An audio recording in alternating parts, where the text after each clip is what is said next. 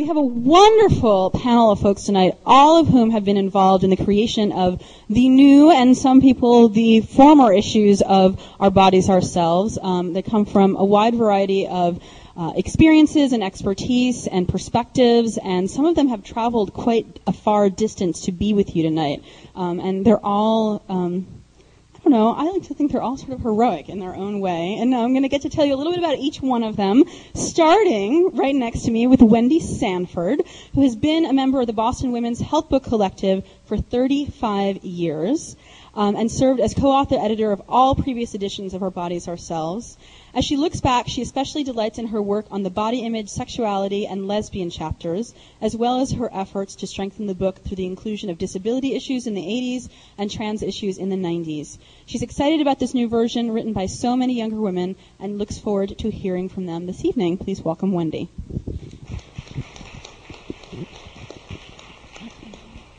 Thank you, Jacqueline. I'm really delighted to be here tonight representing the founders of the Boston Women's Health Book Collective, and I'm also still the only lesbian in the collective, despite what all the early critics thought we must all be lesbians. It even took us a while to get one. So I brought to show you, and I want to quote a little bit from the very first book, which was actually called Women in Their Bodies until we realized that was a really distancing title and we changed it to Our Bodies, Ourselves. But this was the very first book that came out in 1970. And the part about that we're talking about tonight, you know, lesbian, bisexual, trans issues was in a page and a half called Homosexuality. And it was very tentative and kind of by report, and I just wanted, but it was a start. So I wanted to read you two lines from it. One is, a woman we know who recently had a love affair with her friend said it was the first time she felt like an equal in bed. So none of us had ever done this, but we knew a couple of people who had. So, and then another line from page 34. Sexually acceptable heterosexual encounters have been so destructive that some of us may just decide to chuck the whole thing and express our love and sexuality with each other.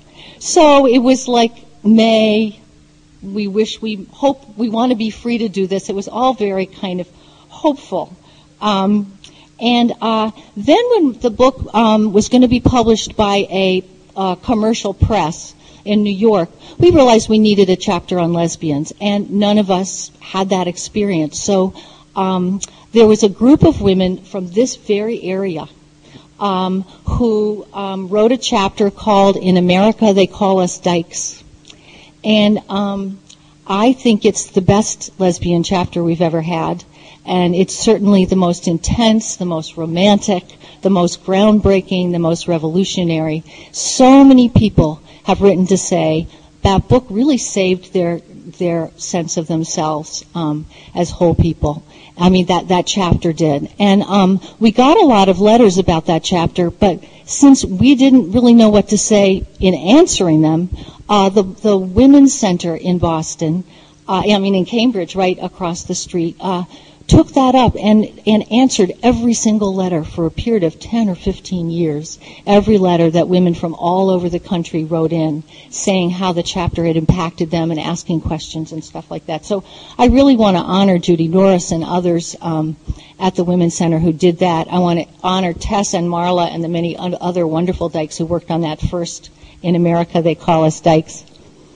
And then we finally got a lesbian. Which was me, and I had been so nervous when the women who were writing In Amerika They Call Us Dykes came over to meet with our group. I'd sit pretty far away from them, but not across from them, because then they might look at me and see something I didn't want to know. So anyway, I did, in this very room, in 25 and a half years ago, Adrienne Rich spoke here about racism and women. And I was in the audience, and I looked around at all the lesbians I knew from everything else I went to, and that was the night I said to myself, okay, I get it. So it's wonderful to be back here talking.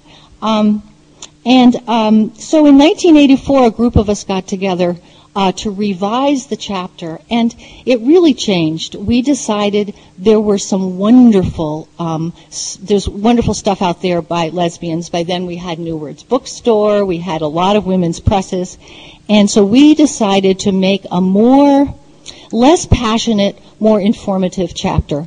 For better or for worse, that's what we did. And so we were really learning that you can't say we and mean all women if you're white, middle-class women. So we tried to do a chapter that just had a lot more voices in it. And we had a whole section called We Are Everywhere. We had mothers in it, and lesbians of color, and older women, and lesbians with disabilities. And it was a more wide-ranging, although less intense and passionate chapter. And I want to honor Peggy Lynch, who worked on the health part of that chapter and many subsequent chapters and did a beautiful job. And the question she raised that I wanted to bring tonight is kind of a debate that I think probably still isn't answered, is are there specific lesbian health problems, or are there health problems lesbians have because we're women, but that are accentuated and made more problematic by the way the healthcare system treats first women, and then lesbians, and then trans people. So that's a question that she introduced.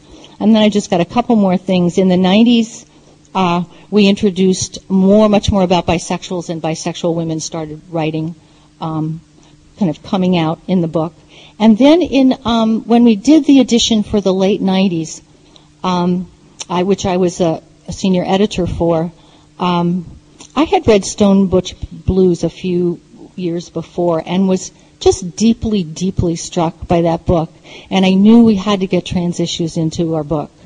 And so I wrote this little teeny chapter that Elizabeth has made really long and really good, but at least worked some bit of consciousness into the book. So that's very important to me. And so from the chapter on homosexuality to Amerika, they call us Dykes.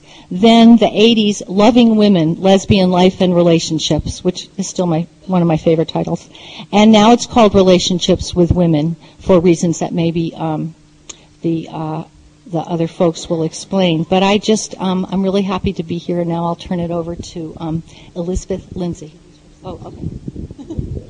Thank you, Wendy. Classy Wendy. I wanted to say also that I should have said more about the format. Each of the panelists is going to talk in the way that Wendy just has and give you some context, and then we're going to give you all a chance to talk both amongst yourselves, and then all of us together are going to have a larger conversation. So that's the larger agenda for the evening. So now we're going to move from Wendy with the great grounding history of how we got here to Elizabeth, who's responsible for the brand new chapter. Elizabeth Sarah Lindsay is a 24-year-old African-American femdyke who currently lives in Philadelphia. She wrote the new chapter on sexual orientation and gender identity in the new edition of Our Bodies, Ourselves. A 2002 graduate of Swarthmore College, Elizabeth currently works in fund development at Maternity Care Coalition, a Philadelphia nonprofit. She's also trained as a sexual health educator at Planned Parenthood, Southeastern Pennsylvania, and serves on the board of directors of WAVE, a women and trans self-defense organization. This fall, she'll begin studies towards a master's in public affairs from Princeton University's Woodrow Wilson School. Elizabeth is most passionate, however, about creating community and fighting for liberation with other queer and trans people of color. Please welcome Elizabeth.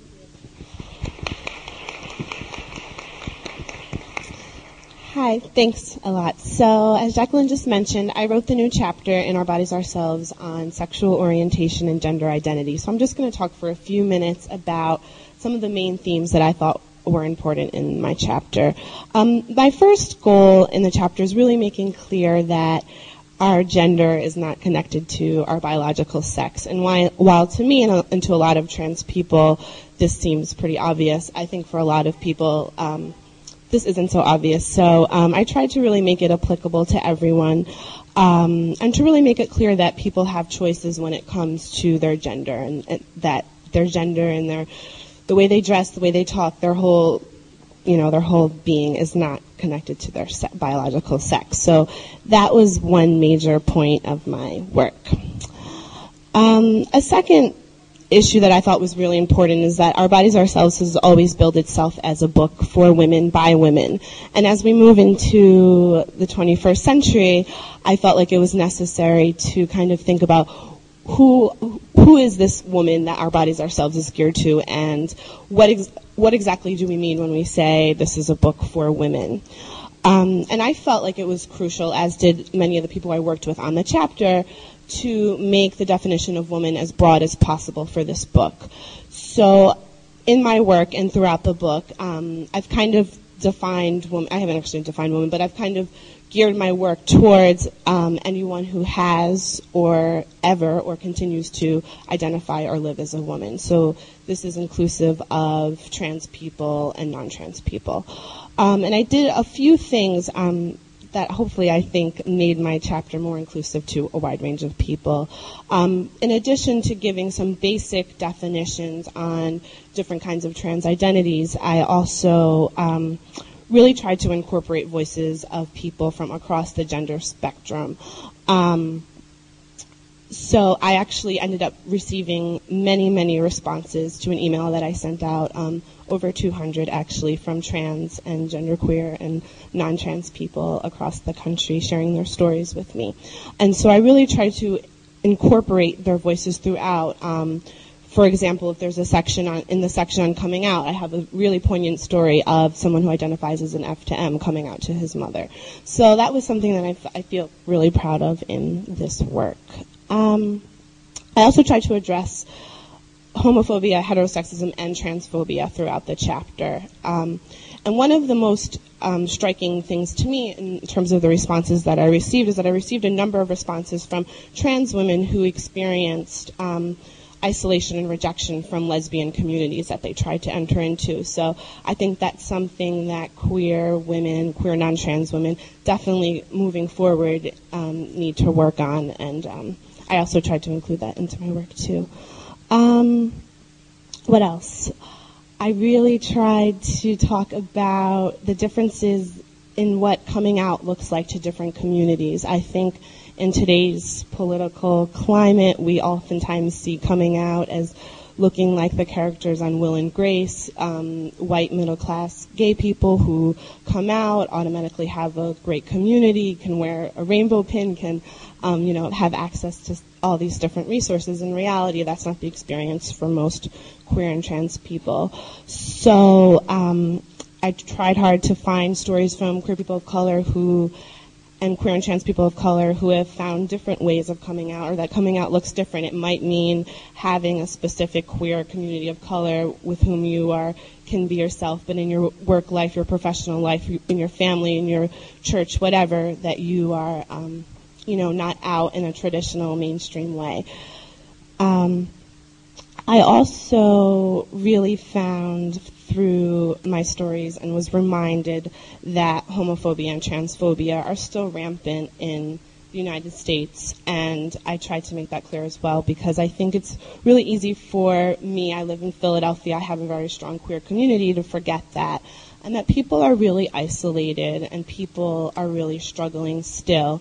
And that's part of the reason I'm really proud to have worked on this book, because I think it's a resource that is pretty widespread that people can have access to. And I know Shannon's going to talk about it. We just developed a companion website too, so hopefully even people who don't have the book can find these resources. So I'm just really excited to be here and excited to contribute. I'm also looking forward to hearing your thoughts on this. And I just feel great to hopefully remind people that being able to get married is not the major concern for most queer and trans people in the U.S. So, thanks. Thank you, Elizabeth.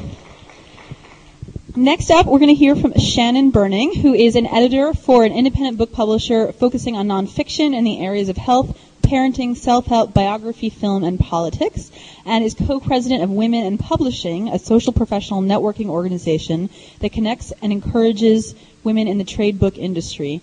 Shannon revised the chapter on relationships with women and wrote content on queer teen dating and lesbian, bisexual, transgender, and intersex health concerns for the Companion website, which we'll hear about. She was previously managing editor of Teen Voices, a national magazine written by, for, and about teenage women, and she lives in Brooklyn, New York. Shannon.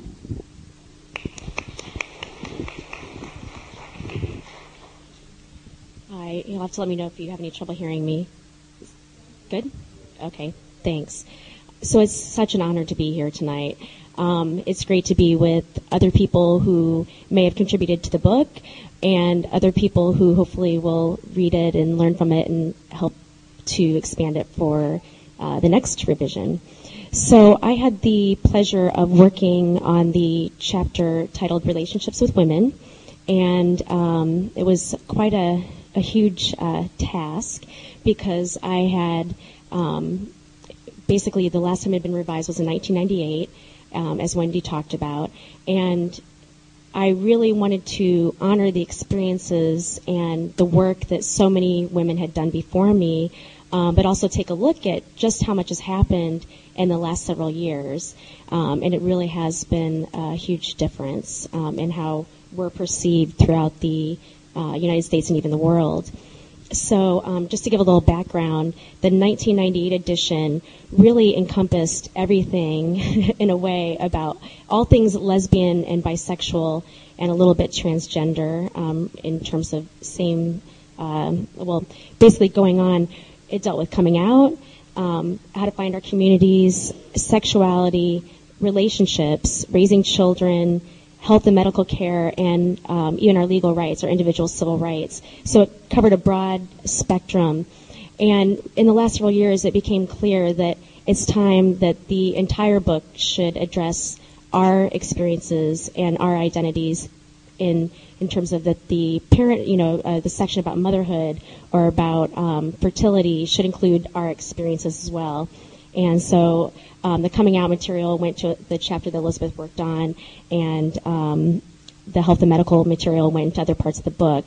And so it was very exciting. So what we were left with was focusing on relationships. And so that was a very difficult thing to look at from my perspective. I've been in relationships with men and women, and from that perspective, I thought, oh, gee, what's different? I'm not sure how much is different. And I'd read the relationship with men chapter and thought, intimacy is an issue for all of us. So really where we went was to look at very queer-specific relationship issues for lesbian, bisexual, and transgender people. So we looked at how to meet people, how to find community, how our identities when we're single, teen dating, which is very important, which is gone beyond just coming out, but also that queer teens are dating. Honoring our differences, which we haven't always sort of acknowledged within the various communities, and then how to navigate homophobia and heterosexism in our relationships, and a variety of other things, including looking at our commitments and about what those look like and what we want to call them, and just in terms of looking at the whole marriage issue, that was a fun thing to sort of try to deal with, because you want it to be relevant over the long term, but obviously things are happening every day. So it was quite a challenge, and I think in the beginning I really wanted to defer to the history there that I really respected, but initial feedback from people who were very familiar with the book said, hey, we need to go further, we need to really expand things. So it was a really exciting opportunity, and to do that, I thought, I'm just one person, so I reached out to all the people that we called pre-readers, people who read the 1998 edition and said, this is where you need to go. And then after I revised the chapter, there were post-readers who said, okay, this is what you still need to include in the chapter. So there was a lot of feedback.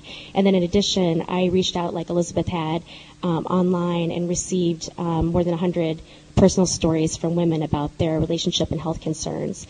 And that was critical in deciding what direction to go in with a number of the issues. So because the book was reduced in a way, we were able to refer, and because now the internet is so big, which in 1998 it wasn't as much, so we were able to refer a lot of the content to the website, which would also appeal to younger readers who go there oftentimes as a first source for information. So you'll see throughout the book that there are references to the website, and the website, the additional content is really exceptional. But on the website, the content that I produced was related to our specific health concerns, looking at heterosexist assumptions and homophobia and transphobia in medical settings, and then what we can do about those particular problems, and the issue of coming out to our healthcare providers and how that affects the care that we get, and finally how to find an LGBTI-friendly healthcare provider. So I think I've covered quite a bit for now, and I'll pass it over. Thank you. Thank you, Shannon. I just want to add that the new website is also very pretty. Is it still BW? No. It's ourbodiesourselves.org. And this is our web mistress right here. Right there. Kiki. Okay. Thank you, Kiki. Next up, we have Hawk. Moonhawk River Stone is a psychotherapist, consultant, educator, and author in private practice in the Albany, New York area, and is himself an out, open, and proud transsexual man.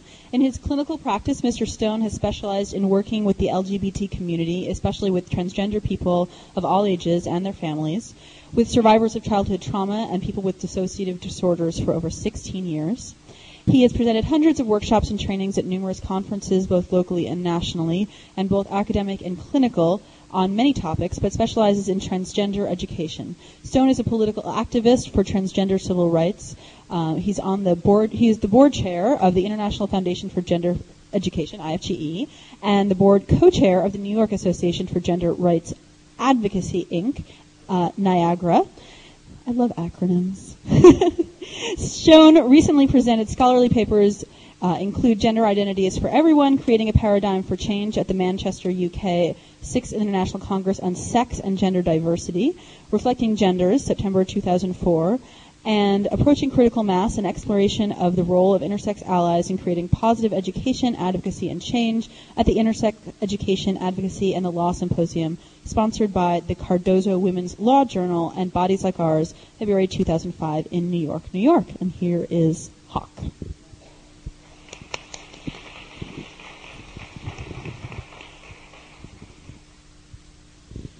Thank you all very, very much for having me here. I really appreciate this opportunity to be here this evening, and appreciate so very, very much the very long and wonderful work of the Boston Women's Health Collective in doing this very, very important work. I came to my transness through being a lesbian, through being active in women's health in my own community, and know from having passed this book to many clients over many editions for many years how important it is in our lives. And I really just want to thank everybody for that, the long work that you have done. For myself, that I'm going to speak a little this evening about trans health concerns would be the first thing, and the second thing would be F2M health concerns a little bit, and the second thing will be about a new exciting project that I'm getting underway with some good buddies of mine. So the first thing I'd like to say is that for F2Ms, it's wonderful that we are included in this edition of Our Bodies Ourselves, and that we can see that it is important because we are coming from femaleness towards masculinity, that we can have access to information, to resources that will help us with our health care. F2M healthcare needs are many and huge. We have issues about coming out across the lifespan. We have issues around those of us who choose to take testosterone, that hormones are not yet are used off market for people. They're not used. There's no research that exists yet around the long-term efficacy of hormones and dosages and things that we have to use. There's need for that research, and I think we need to really recognize the full spectrum of masculinities. And I think Our Bodies Ourselves does a really good job of recognizing that and how important that is in our involving community, not only here in America, but in the world. We know there are many places in the world where the gender spectrum is what is usual, and sort of transsexualism as we know it is sort of unusual. So that's really important. I think as a healthcare issue and a healthcare provider, I think one of the things we need to be aware of is the stress that transphobia and homophobia place on us, and that the healthcare problems we have as a result of that, and the mental health issues we may have as a result of that. I have been part of working with the National Coalition for LGBT Health. I am co-chair with Jessica Xavier of the Ending Disparities Committee there. And there's some stuff in the back for you. That there's these sheets we put together on trans healthcare and guide to wellness that are available in public domain for anybody, and they for trans men and trans women. And they really are really good, quick guides to what trans men need to know about good health care. I think, too, it's really difficult. This edition talks about access to health care. And for trans people, access to health care, I think, is really tricky because often our health care is not covered by insurance or health care plans. It's often explicitly excluded from Medicare and Medicaid health plans. And it's also health care providers are not trained to work with trans bodies. And in thinking about, because some of us may want to access medical care but not be able to access medical care, our bodies are often an amalgam, meaning that we have both masculinity and femininity existing within our body. And whatever body parts we have, we need to access proper health care for those body parts. And finding physicians flexible enough to deal with those issues and open enough to deal with those issues is very difficult, and part of the advocacy work that I do in many different issues. In terms of F2Ms and available medical service, wherever I travel in healthcare conferences, one of the workshops I provide for F2Ms is a workshop on sexuality, where we get to sit in a room with confidentiality and talk about anything we'd like to talk about sexuality. And coming out from that is the idea that lower surgery for F2Ms is still very imperfect, still fraught with a lot of complications and difficult times, and we need to work hard to change that. And then I think, too, the whole issue of, and Gordine may touch on this, is about gender identity disorder in the DSM, and the fact that I'm one of the people advocating for its removal. But again, that is a whole nest of problems about that. How do we access health care if we do that? But I think, F2Ms need readily accessible health care information, and and we also need to understand that for many of us who are somewhere on the gender spectrum, we still have health care needs that are really specific to our also female bodies, and how important that is. And the last thing I'm going to mention is to talk very briefly about is there's an article here that we did, an overview of trans health priorities, which is in the back.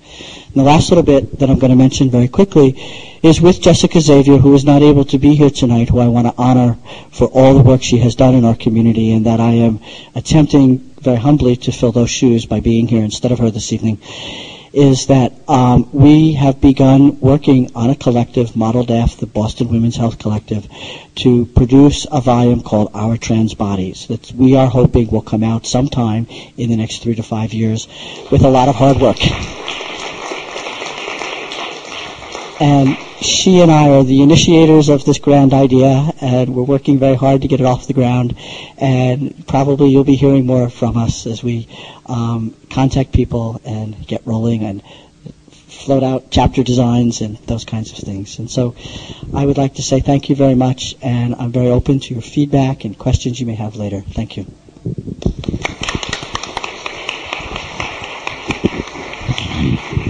Thank you so much, Hawk.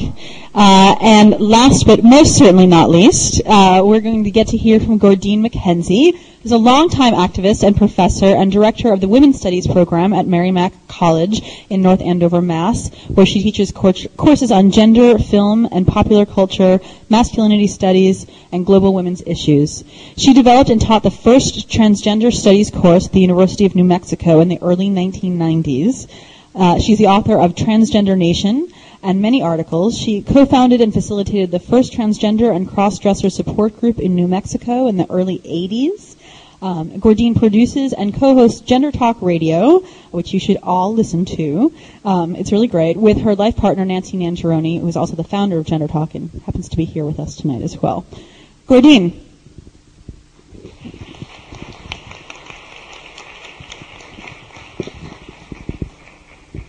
Thank you very much. I've had the pleasure to have grown up with our bodies ourselves. In the 70s, I was so excited. I was like, yeehaw, here's a roadmap for my body, and none of the medical professionals are going to tell me what to do with it anymore. And I remember bringing it with me to gynecologists and all kinds of things, and I was very proud.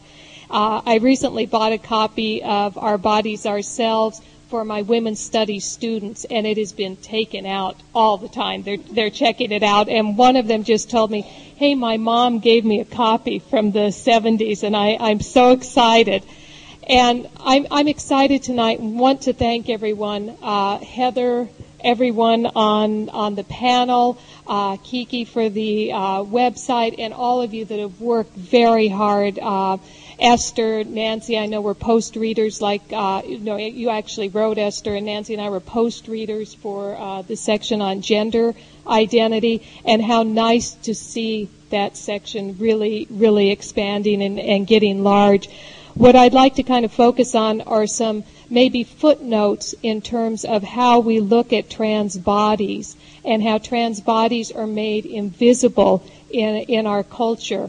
Hawk talked a little bit about doctors' insensitivity, also doctors' refusal to treat some trans bodies. Many of you have maybe seen the film Southern Comfort by Kate Davis, in which Robert Eads, a trans man, dies of ovarian cancer because he went to over 22 physicians who refused to treat him and would not let him in the office.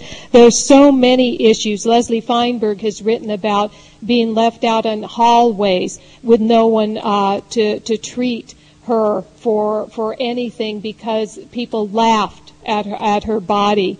And Tyra Hunter, as many of you know the story of being in a terrible accident in Washington, D.C., and when the paramedics were cutting Tyra's clothing off and discovered Tyra was a woman that happened to have a penis, stopped working and decided to make jokes instead, and Tyra died, and there are many people who said that Tyra could have been saved.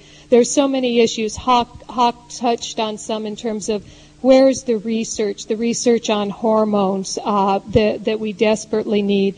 Recently, I had a friend that had been on Prozac, a trans man, for a number of years, and he started having a lot of suicide ideation and ended up making an attempt on his life. One of the things that came out of that was a conversation on, okay, we know that sometimes kids on Prozac are suicidal. What about trannies that are taking hormones? Are there any correlations? Are there any studies being done on that? Surgical complications also that Hawk mentioned before. We sometimes don't think of really simple things. For example, if you had breast implants, certain kinds of breast implants, and if you have a mammogram, it can really set off bad things and damage your breast for something as simple as trying to take care of your health. Historically, there were very different ideas about trans people than we have today. The idea was that all trans people were basically MTFs and were surgery bound and were all heterosexual. And If you look at the Harry Benjamin book, one of the things that Harry Benjamin, which became the transsexual Bible, advised was you forget about your past. You move to a new town. You don't ever tell anyone any of your history at all, which we know is an incredibly damaging, horrible thing. It reminds me of Native Americans who during relocation were dropped in cities in the 30s and the 40s with no support system whatsoever, and you expect people to be able to fare. Complications on estrogen. One of our staff members on Gender Talk developed a blood clot. No one is really doing a lot of work in that either. Anytime you have a stigmatized minority, you have problems of self-stigmatization. You have problems around substance abuse, HIV rates, very high, yet the CDC really hasn't looked at transgender people as a separate class, although there are a number of groups now, and I'm sure your group as well, trying to get attention, so there can be special pamphlets written for trans bodies. We've come a long way from surgeons saying we're going to give surgery so we can make people into good citizens, so at least they'll be heterosexual. Our thinking has changed a lot, and we certainly see more identities emerging. We see 50 billion galaxies of gender, or maybe not all of them yet, but they're out there, and there's probably a lot more than that. But I just wanted to thank everyone for the work they've done and have us all think really, really hard about some of these issues, so none of our brothers or sisters are ever made invisible, are ever turned away, or ever are victims of hate crimes because some bodies just aren't tolerated. Thank you.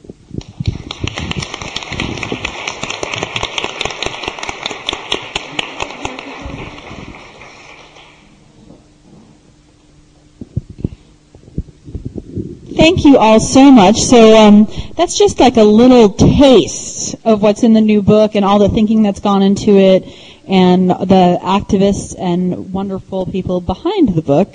But one of the really beautiful things about our bodies ourselves, especially, we host a lot of book events, and most of the time when you have a book event, the book's finished, right?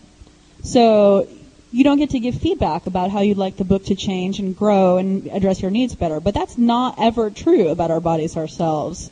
That's one of the beautiful things about it is we constantly can create it. And so what we'd like to do now is have that community conversation. Start now by talking about what do you think about the new edition, how is it going to serve your needs, what are the issues you're interested in, so that we can start creating that information now. So what we're going to ask you to do really briefly is pair up with someone near you. Could be someone you know. This isn't a forced mixer.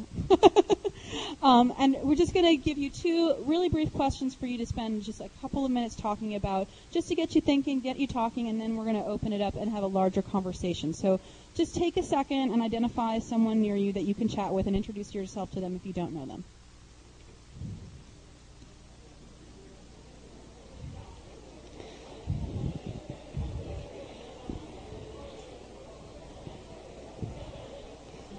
If they're unmatched people, yeah, good. Is there anyone unmatched? You can also do threes. Does anyone want to talk with this lovely young woman in the red sweater right here? Can you pair up with it right over here? Perfect. Super. Okay, so the first question. All right, now don't get carried away. I don't have to encourage you to talk very much. The first question to talk about is, what are the health issues that you're most concerned about? This doesn't have to be about your own personal health, but what are the health issues that you're concerned about making sure that we address in our bodies ourselves and that get addressed by the medical establishment? That what are the health issues that you think are most important for us to talk about tonight? Go.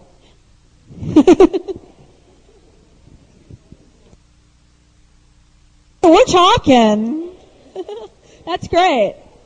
So I'm just going to throw this in the hopper while you're talking. To talk about, for those of you who've grown up with our bodies ourselves, how you think the new information and new format will impact you or people you care about. For those of you who maybe have just come to Our Bodies Ourselves, or for whom this is not, the 43rd edition. Well, I was actually just saying to Wendy, if I can share, it really struck me while listening to everyone talking how I didn't ever, when I discovered Our Bodies Ourselves, my reaction wasn't, oh my gosh, it's a roadmap for my body, because I already had access to that information. And that's because of the work that that a lot of people up here and in the audience have been doing over that time. So we come at this all from different perspectives. So the question to discuss now is, how do the changes in the new edition, as you've heard about them, how do you think they'll impact you and the communities and people you care about, and what other kinds of changes would you like to see happen in the future? A larger conversation now that you're warmed up. But before we do that, I do want to mention that there are some other folks who are crucial to the production of this and previous Our Bodies Ourselves who are here in the room tonight. Saray Walker, who's the photo editor. Can you stand? Where is she? There she is.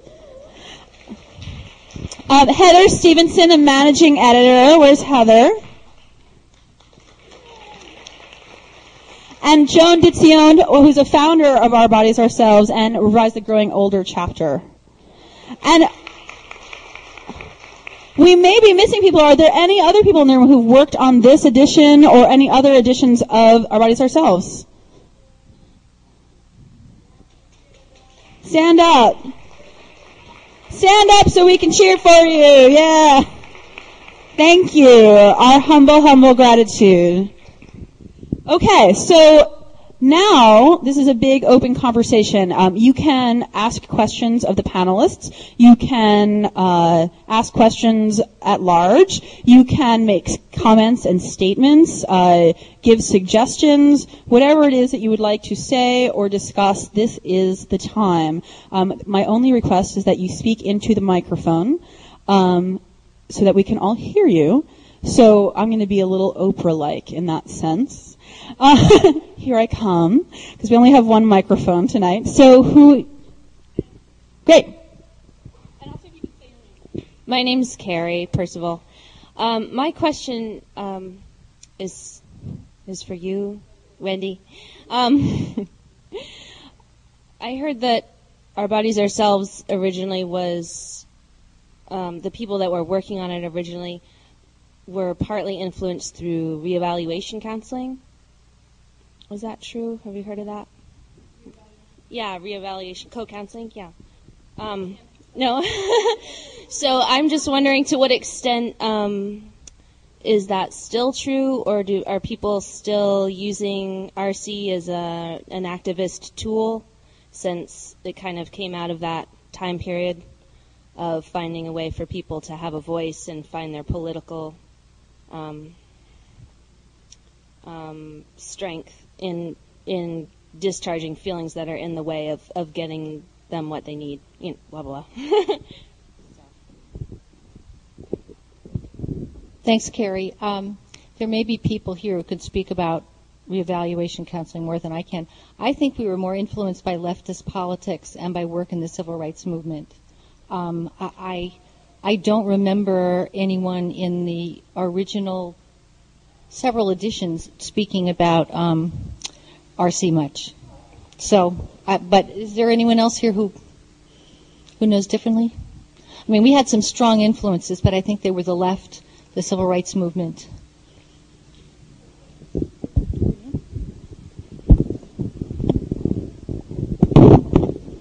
I just wanted to recognize Esther Morris, who is an intersex activist who has done some tremendous work and also wrote part of the piece on intersex in Our Bodies Ourselves. And maybe, Esther, you might want to say a couple words. Thank you, Gordine. I did want to mention that the In Amerika They Call Us section is alive and well. It is being quoted in the current edition. It's a piece written by Angela Marino called In Amerika They Call Us Hermaphrodites, and that has been quoted and cited in the recent piece that we just did. The thing about intersex that I think is really pertinent for an edition in Our Bodies, Ourselves, and Women's Health is the extreme example that medicine and social pressure have to normalize women's bodies and everybody's bodies in terms of what we're supposed to be as opposed to who we really are. And also to remind everybody that in one way or another we are all judged. Some people pass and some people don't. So hopefully we can keep that in mind. It's really great to have intersex included in this edition, and hopefully that contribution can grow as Our Bodies, Ourselves continues to grow. Thanks.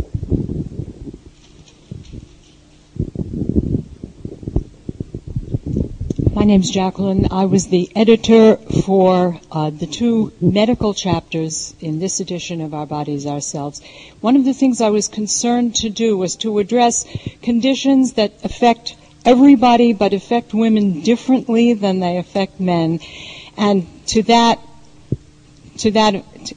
goal, I wanted to include the risks of cardiovascular disease and cancer as they affected trans people, because trans people are not only taking hormones, which increase the risk of both of these kinds of diseases, but also may not have the body parts, internal and external, that they still have adequately treated and examined by medical practitioners. And I think that my attitude about this was generated by something that went way farther back than this edition. The late Andrea Dworkin, whom I happen to know personally, addressed the question of the construction of both gender and biological sex, basing her articulation of these issues on the work of John Money of Johns Hopkins, who studied intersexed people. And she pointed out in a book that was published in 1984 that even biological sex is not defined absolutely for all time by nature, but is really a construct of 6 or 7 different external and internal characteristics of which only genital sex is used to define a person socially at birth and governs the way this baby is treated.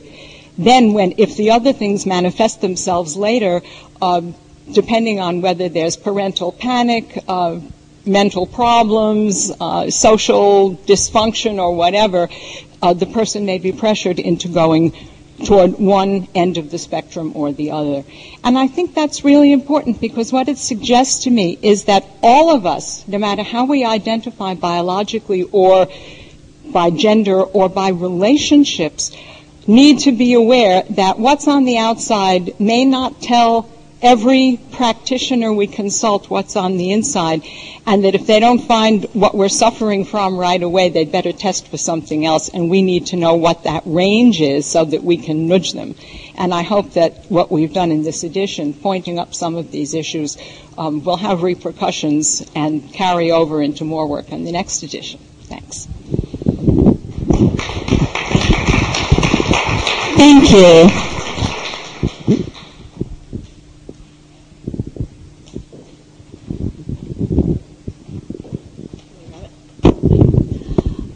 I was wondering, since I hadn't heard anything specific addressed by the panel, if it was something that is addressed in the areas that you're talking about.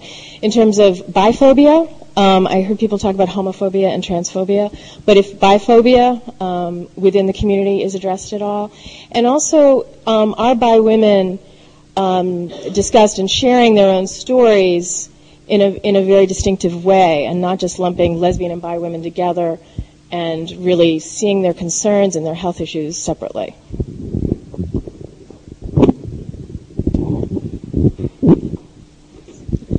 Hi, and I actually apologize for not mentioning that, because biphobia and bisexual women are included in my chapter. It's only about 13 pages, and I had to describe all of sexual orientation and gender identity in 13 pages. But I definitely have a section in Chapter 9 if you want to check it out, and there are quotes by women. It's separate from the lesbian section. It's separate from the trans section. And definitely I heard from many bisexual women from all over wanting to share their stories. And I know Shannon once talked about it too in her chapter. So. thanks for asking that. Yes, there are voices throughout that are from people who identify as bisexual. And one of the things I didn't say when I was talking before was how, I guess, surprised I was by the number of responses that I got from people with their personal stories. We hear about, Elizabeth and I were talking about the idea of LGBT communities or community. There being, one is sort of how we sort of our community, but that there are so many communities, and that what was so amazing to me is that I had reached out through friends, through organizations, through listservs, and went very specifically to listservs that serve specific communities or populations, and regardless of age. I mean, there were, from 18 to, I think 60s was the oldest that was identified. In my call on email, I self-identified as, at the time, 31-year-old queer, urban white woman. And so that's kind of where I started. And so other people identified themselves based on any number of categories. And so you really knew who these were coming from. But it was, race. We were talking about a spectrum of sexual orientation or gender identity. There were people who, were in relationships, were not in relationships, were polyamorous, class variety of people from different classes. I was really surprised. I think you'll see that reflected in the pages and also on the website, that there really are a variety of experiences that show that it's far beyond what this room is, and there are many communities even within this room. So I think it's very exciting to see that we're part of something so much bigger. But yes, there are bi voices, and even though I'm bisexual, I was reminded that there needed to be more. So it's something good to be aware of. Thanks for bringing that up.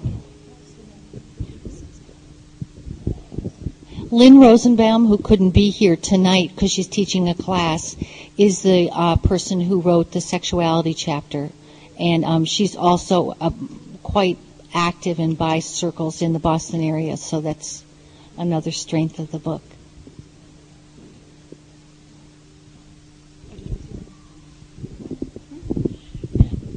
I apologize. I've forgotten your name already. Blonde-haired woman sitting next to you.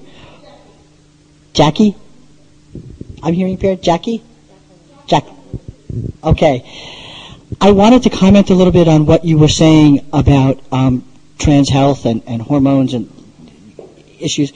Is it Louis Gorens who is responsible for providing a lot of care and a lot of research in the Netherlands, and has very good access to the data because of the healthcare system in the Netherlands? He's done a 25-year morbidity and mortality retrospective study on hormones and found that people, both male and female, transgender people, don't go on to any increased morbidity and mortality due to taking hormones.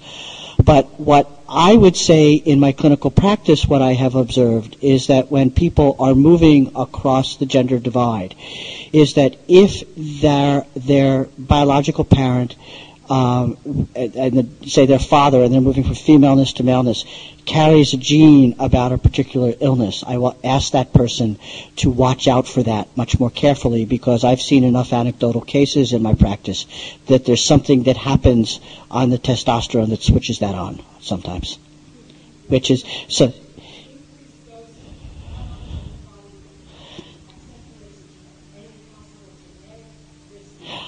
I do, yes. Yeah, I do. There's this specific type of breast cancer that is very gene-related. My niece, unfortunately, has a mother and a sister-in-law who have that. And when I hear of men moving from masculinity to femininity, and that exists elsewhere with their female siblings or their mothers, I ask them to make sure they get their mammograms, because I suspect that that's what we'll be finding. I mean, I've had some anecdotal evidence about that. So it's more, I think, those kinds of good healthcare preventive things about if you are now as female, you need to get those things done. In the back.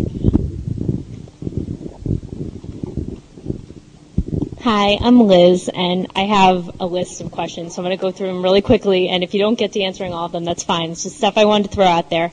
One of the things I have questions about, it's all about health and safety and trans issues. One of them is around traveling and being trans and safety around that. Traveling in countries where, I've traveled with somebody who's trans and pat downs at security in different places, just a very unsafe situation. I'm just wondering if that's something that's covered or if there are resources around that anywhere. I'm wondering if there are resources or if there's been any research done around binding and athletics and safety issues around that. I have, on some of the handouts back there, there's something about mental health and the importance of how a mental health therapist can really help you deal with things. And I'm just wondering if there are any concrete, practical resources around identifying not just trans-friendly but trans-competent therapists. And if any exists.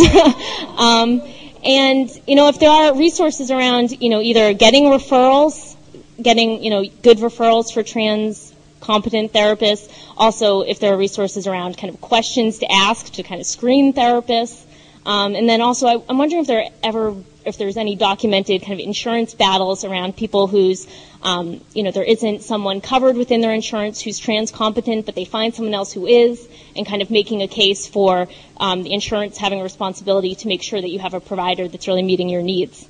So I'm wondering if there's anything around that. And just my last question was around, are there good writings around kind of moving forward with embracing masculinity while still being reflective about and rejecting male privilege? So kind of balancing those two things. Sorry for my question. Who wants to start? The National Center for Transgender Equality, who has an odd website name that I'm having a senior moment about. Thank you, Nancy, very much. On their website is a very good downloadable piece about traveling safely. I will share personally that I went to my personal physician when they were doing this new fluoroscope machine in Orlando doing these tests a couple of years ago. And I said to him, I pack, and I'm not going to have lower surgery, and I just really don't want some uneducated TSA folks to think I'm carrying some C4 onto the airplane and have to spend a lot of time explaining why that's in my pants. So he wrote me up a nice little letter that I actually composed and said that I travel with a prosthesis and it's for medical care, and that's what it is, and don't be bothered with me, essentially, or call him. He'll be very glad to get on the phone with TSA and explain to them why I'm packing. And that is something that I decided to do coming from Spencer Bergstadt, is that his correct name? Who is an attorney in Seattle, Washington, who deals with a lot of this stuff, and he's very good. Binding, there's some anecdotal evidence about people who bind too tight for too long degenerate breast tissue, and that's not good for chest surgery. So I encourage people to remain unbound at least 12 hours a day, in much the same way I encourage people who wear bras to remain unbrad about 12 hours a day. Mental health issues, I don't know what to say. Fenway folks might know some trans-competent therapists in the area. There's one in Albany, New York. Insurance battles, I don't know, maybe Gordine has something, and maybe Gordine has something about the masculinity writing. I'm not really aware of that. So I know it's a discussion in the community very much in terms of how do we embrace masculinity but not all of a sudden move into a patriarchal male privilege position and start treating women like pigs. It's a very, very active discussion. I can't think of anything written at this point. Can you, Huck? No. Yeah. I know we talk about it all the time, but yeah. And we could definitely think about it a little bit more. Trans-competent therapists, not trans-friendly. That's a really, really big issue. In fact, my partner has written on that. Do you want to take that one, Nancy? I actually want to say something about the masculinity, not male privilege issue before, and I'm going to hand it over, which is to say that I know that the Boston chapter of the National Organization of Men Against Sexism, NOMAS, has a number of trans men as members currently, and they're actually starting to have this conversation among them, both between sort of factory direct men and trans men. So I don't know where you can find writings, but if you're in Boston and want to hook up with Nomos, they're engaging that conversation. Oh yeah, and this great book that I have a piece in, and Gordine, called "Pinned Down by Pronouns," has some great writings about gender and privilege.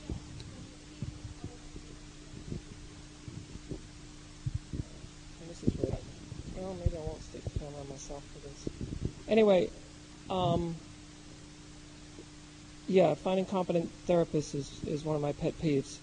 I worked on a piece for the National Health Workers Society, National Social Workers at NSWA, I think it was. So this National Association of Social Workers, which is what a lot of our therapists are. They're social workers, and they get their license to be social workers. Anyway, I worked on their trans piece, and that inspired me to write this piece called Ethics in Transgender Care. And we have a big problem with ethical therapists. There are a lot of therapists out there who are preying on the transgender community. I don't think any of them realize they're doing it. And so it's a major buyer beware situation, one that really deserves more looking into. A lot of therapists just don't know what constitutes ethical practice. And I talked with the people at the national organization, and they gave me the guidelines, and I went down them. Yep, they're violating this one and this one and this one. Okay. I know somebody who is in jail for murder. I'll shorten this. I'm sorry. This is a person who went to a therapist after recovering from alcoholism that was brought on by their gender issues. Went to a therapist. The therapist convinced this poor person that, what you need is a good woman, and I'm that woman. They ended up married. They both had tempers, apparently. They ended up fighting. Therapist threw boiling water on the tranny. The tranny told me in a letter from jail that her wife came at her with a knife. She blacked out. Next thing she knew, she was in jail for murdering her wife. So there's some really seriously bad stuff out there that's happening because of unethical therapists. It's an area that really needs some serious cleanup and deserves some more writing.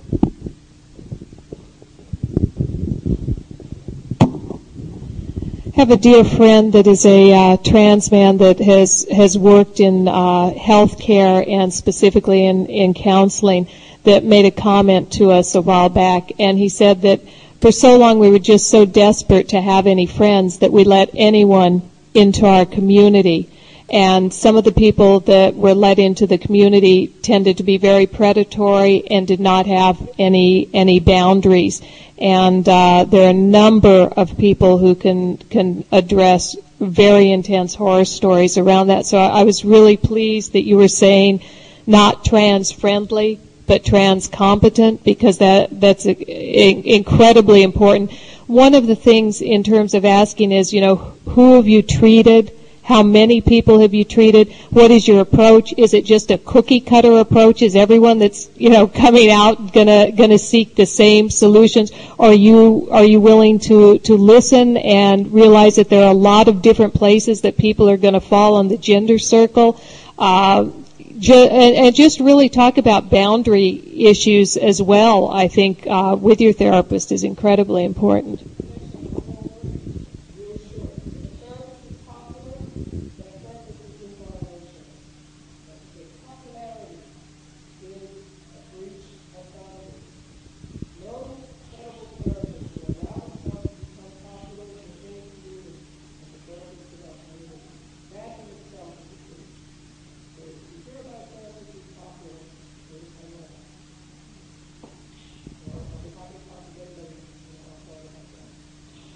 One last comment is that I do teach a consumer side workshop called Navigating the Land of Therapy 101, which takes people in about an hour and a half through a thorough how to find a therapist, how to find a competent therapist, and then a competent gender therapist from a proactive consumer-based thing. So there are resources out there.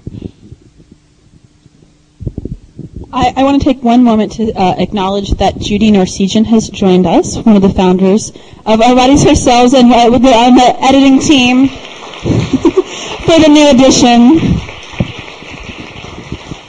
We called everybody out. We're not treating you special. She's our staff photographer for the night. Did you have a question or comment? Or? My name is Catherine Kravitz. Great. Okay. As we discuss the gender spectrum and how it's not necessarily two discrete groups, we've talked about men and women, we've talked about intersex, we've talked about how sexuality on a gender scale can land really anywhere, and then there was a description of a circle, which is lovely and even more interesting than a spectrum in a lot of ways. So my question is, whereas bisexuality refers to the to root of the prefix bi, where is the future of that word going now that gender, A, and sex are much more than just a bipolar entity? I have a trans partner, and I identify as flexisexual. Flexisexual. It's just a proposition. I've been partnered with people of lots of different genders, and I agree, like, bisexuality doesn't feel quite right for me. And that's a word, I think it came up in a conversation I was having with some friends, and I was like, I kind of like that. So I don't know if other people have other suggestions. Well, queer, yes. Well, anything that means all. So pan, omni, I mean, like, is that a discussion?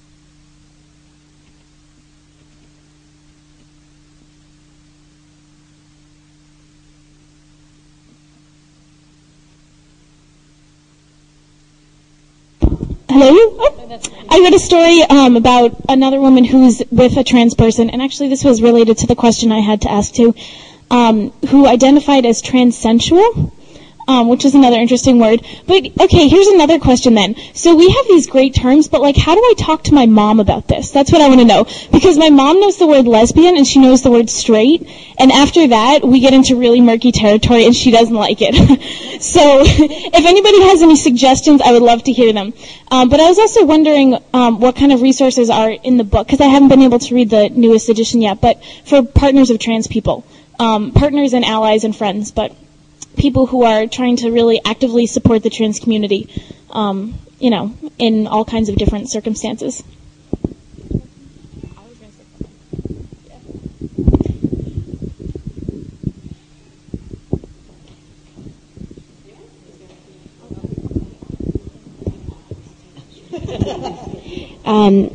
So just kind of generally to both of those points, I think that language is obviously a really very personal thing, and so even in looking at how we're going to refer to ourselves, or even the title for the chapter, Relationships with Women, it's parallel to relationships with men, but of course that's very problematic because, we can identify as bisexual.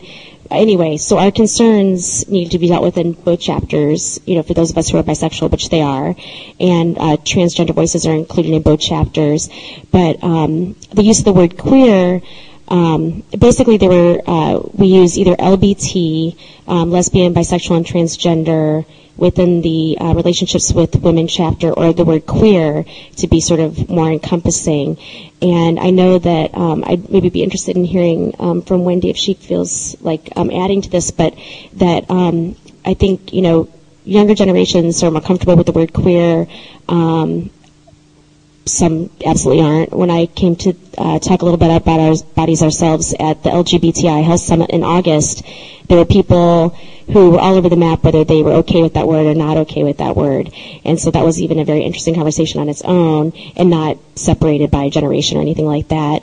But to speak to the thing about what do you say to your parents, coming out to my parents as bisexual, of course, was very confusing for them.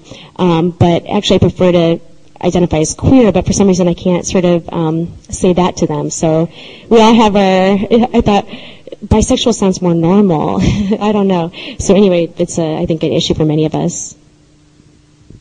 Thanks for those questions. These are issues that I think about all the time. I think it's really interesting. I also have a trans partner, and I identify as a dyke, and I think it's really interesting to see the many ways that people identify.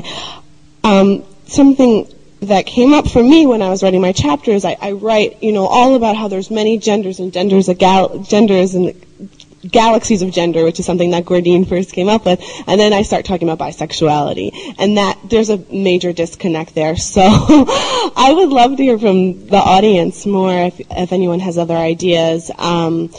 I talk about pansexual. I don't really know that many people who use that term, pansexual. I'm not really sure in what communities it's more prevalent. I know in my communities my community of color in Philadelphia, that's not a word that's used. So I'm all up for new language, and definitely, I also use the word queer, which is also problematic, again, with people from different generations, and people of different races, ethnicities don't feel comfortable using that word. So I didn't really answer any question, but I appreciate these questions because it's really something that I think about every day. And in terms of talking to your parents, I just try to break everything down for my mom. I'm just like, this is what that means, it's hard. Sometimes I don't think she knows what I'm talking about, but she just smiles and pretends like she does. So.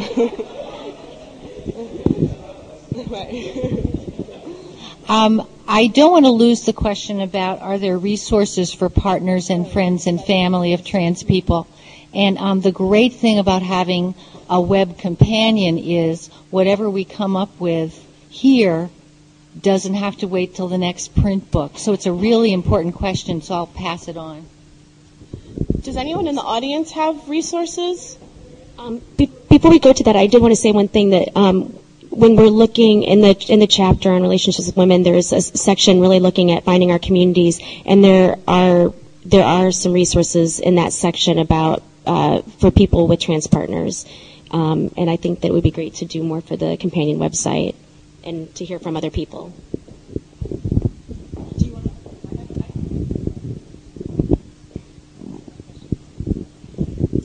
Hi, I'm Mary.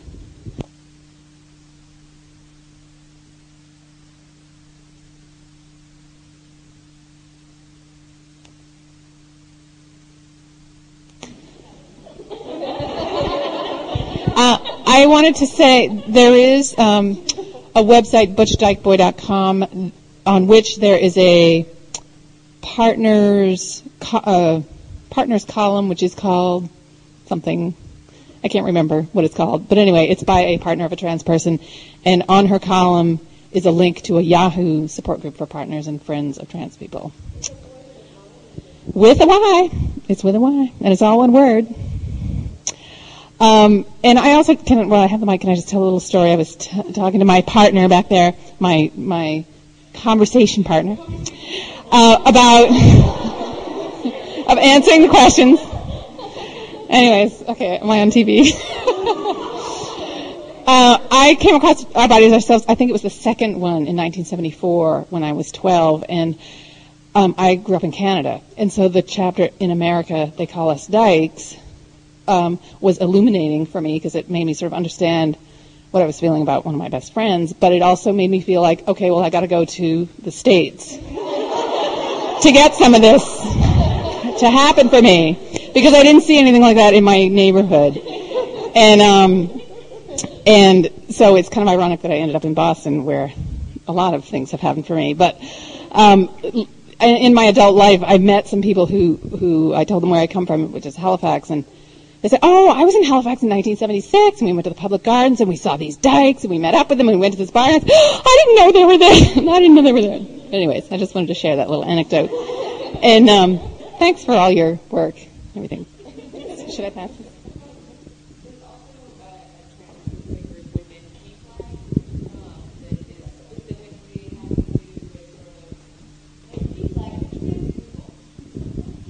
P-flag for the families of trans people? Right on. But they also have a really, really great book that's called Our Trans Children. That is really, really fabulous. Which is now going out of print, but it's in a downloadable PDF on the website. Mary Benke, who has been producing them and doing that, is just elderly and tired, and so she's not going to print them anymore. And she's sort of having a sale on them right now to get rid of her stock. But TNET, it's TNET as part of PFLAG, deals with parents and with children, and also Trans Families of Cleveland. Karen Gross is also a wonderful resource. And you can actually hear interviews with these folks and find links to other groups that talk about trans partners on www.gendertalk.com, and you can hear those interviews live. Pardon me? Yeah, there's a reading list on there as well. In the back.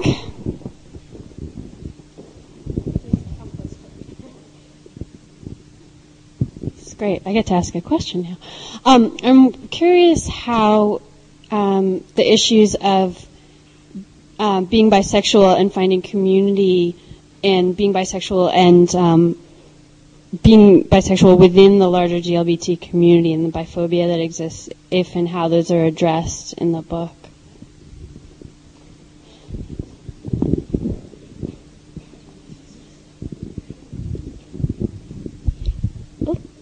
Thanks for, okay.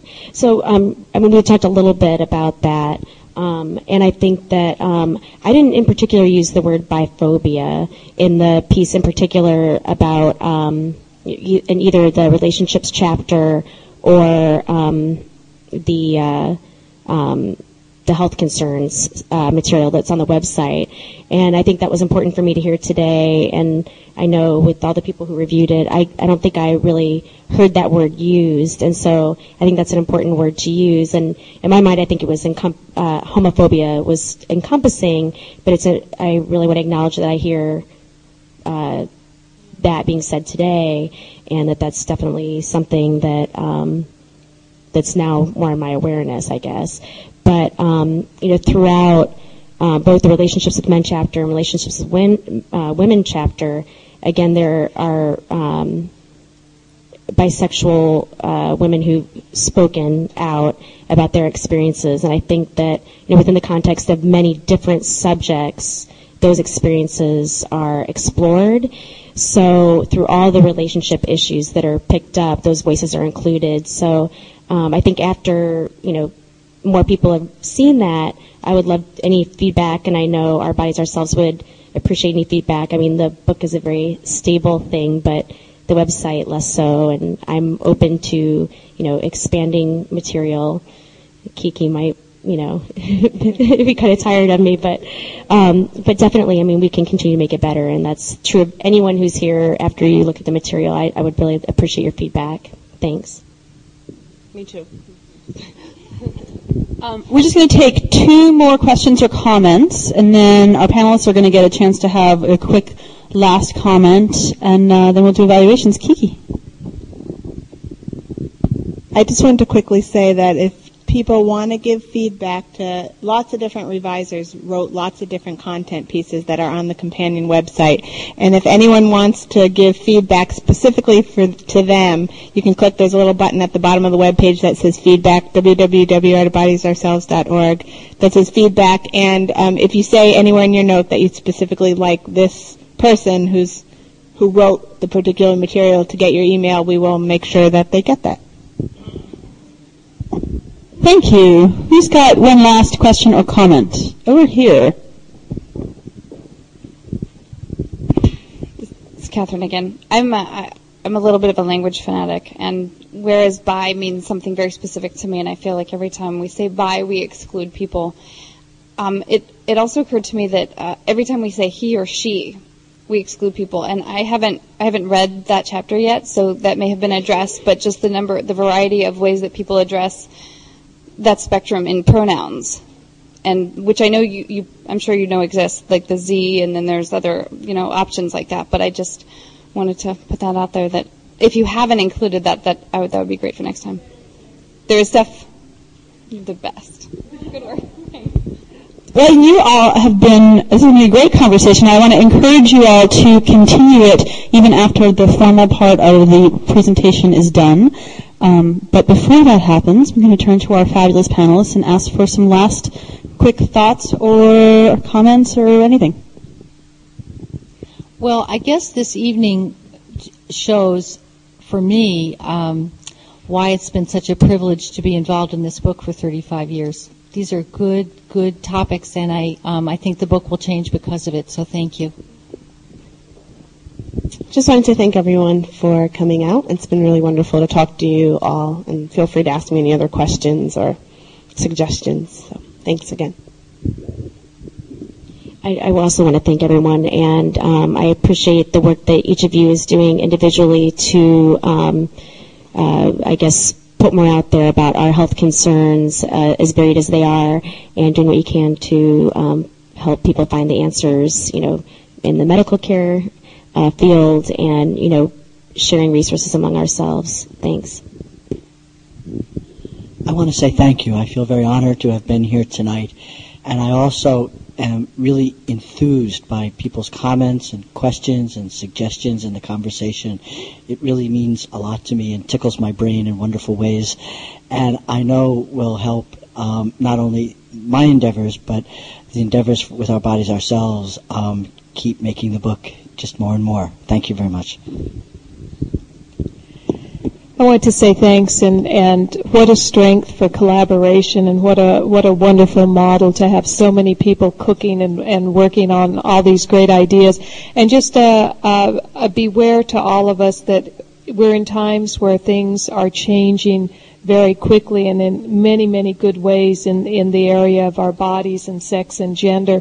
But we're also in times, because that change is happening, it's backlash times too, and we have to be careful, particularly in the area of transgender, which is the area I'm most familiar with, of people like Bailey or Blanchard at Clark that are really pandering to really transphobic and homophobic things, and we have to be alert because they're using those things in Psychology 101 classes, and it's really good to have a place where we can refer people to say, oh, but that's not true. They're giving you misinformation, and now you can go somewhere and get something very different, and thank you all. Can we have a big thank you for our panelists and all their contributions? Thank you so much.